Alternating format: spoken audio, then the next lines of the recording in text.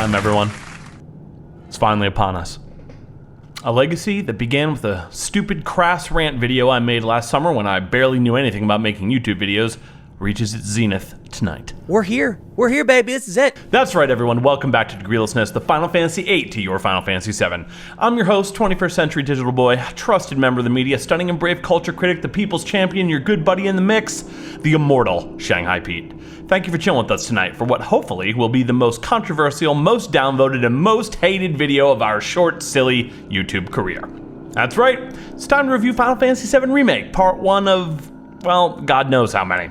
Well, surprise, surprise. I'm shocked, I'm flabbergasted, I'm stricken, I'm perplexed, baffled, amazed, and stunned. The Final Fantasy VII Remake is a pile of live service anti-consumer excrement dressed up in a nice new fancy high polygon suit. Whoever could have possibly predicted this? Who could have seen through the army of shills, millions of dollars of advertising money, the brute force of a worldwide marketing machine, industry narrative control, legacy media posturing, and biased customer-shaming rhetoric to warn people of the coming disaster, of the proverbial wool that was about to be pulled over their eyes, of the absolutely appalling, monstrous criminal enterprise they were about to be violently victimized by?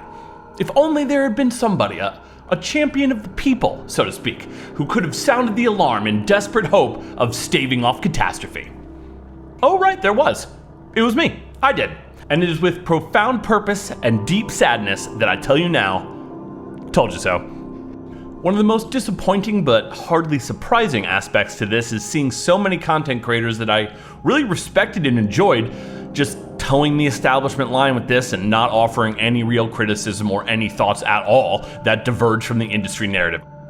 They all say exactly what you'd expect them to say, which is basically parroting Square Enix marketing and chills word for word. It looks incredible, oh, and so moving, oh my god, the feels. Final Fantasy VII's a classic, it's so great. Oh my god, it's cloud and high res. Ooh, check out Tifa's titties, Eris is my waifu.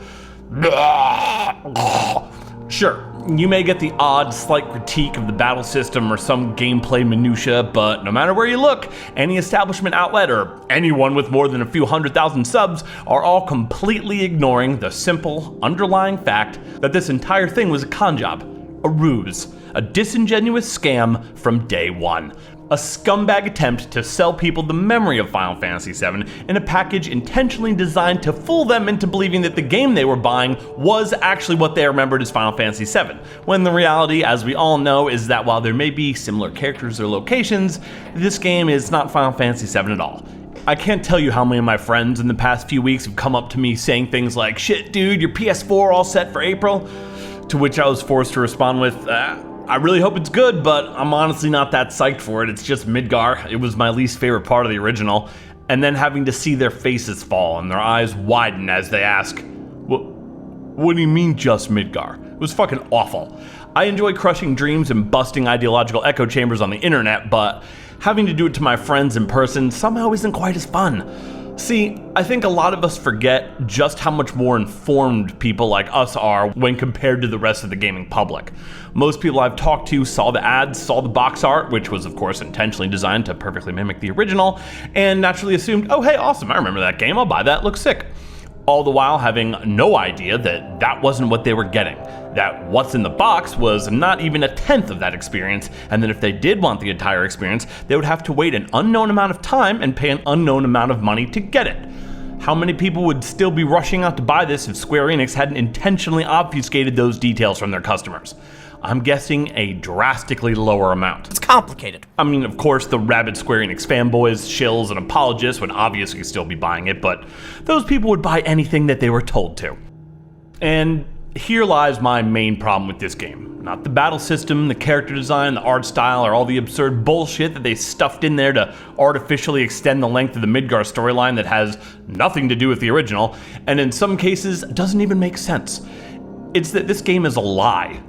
It's a deception perpetrated against customers for no other reason than to make as much money as humanly possible off them. They could have made the whole game and sold it for regular full price, just like the original, and made a killing. Would have taken longer in development, but they absolutely could have done that had they wanted to. And no, I'm not hearing any, oh, it's such a huge game, it would have taken so long. You don't fucking know that. Look how big Final Fantasy 15 is. And yeah, while it took them a decade to make it, they still did it. So I don't want to hear any of this bullshit, oh, it would have been too much to make the whole thing. Fuck you. You have any idea how much money Square Enix has? I'm not listening to that excuse. No. We all know why this game is in the release format that it is, because the opportunity to resell one of the most iconic and beloved games of all time back to their customers a second time couldn't be wasted on a single payment of a meager $60. Fuck no, not when they can turn it into a de facto live service and extort multiple payments of God knows how much out of their customers over the course of years. So that's why this isn't a standard review, because I refuse to propagate the industry narrative, no matter what the topic or reason. In reviewing this game in a vacuum, independent from the malicious, grotesque intentions of Square Enix for this product, is both irresponsible and morally unconscionable. And worse, it would only encourage the narrative of the establishment, that we should overlook the sinister bad faith in which this game was marketed and ignore the obvious attempts to deceive customers. That stuff doesn't matter, you'll take what you get and you'll like it. This is a AAA game, you're required to sing its praises. We've already decided for you that this will be good, and you aren't permitted to disagree. Needless to say, fuck that. The title this game was sold under is Final Fantasy VII Remake. And for me, that gets a 0 out of 10. 0. Because if this game is a remake of Final Fantasy VII, then they forgot to include 85% of the game. The title this game should have sold under, but wasn't because Square Enix knew that telling the truth about it would cost them money, is Final Fantasy VII Remake Part 1. And that game gets a 4 out of 10 because it's poorly paced, the storytelling is all over, 70% of it seems unrelated to the overarching narrative, and the ending is confusing and seems shoehorned into a place it should not have been. Oh, and it also loses points for awkwardly cramming Sephiroth in there just to check a box. It does get 4 points though for looking pretty and occasionally being fun if you can force yourself to forget about the other 85% of the game that's missing, how thoroughly you were taken advantage of by Square Enix, and how they're now rolling all the way to the bank as a result. So I implore you, don't send them the message that this is okay. Don't give them your money. Don't reward Square Enix for perpetrating this inhuman atrocity upon their loyal, innocent customers who are only guilty of loving one of their games and daring to hope that they weren't going to be deceived and robbed by a company that they used to love. I might change my mind later, do a deep dive and really tear it apart, but for now I feel like the other 3 videos I've done on it ended up being so accurate that I'd basically just be repeating myself. And while I'm sure my ego would appreciate that, I'm guessing most of my audience would not.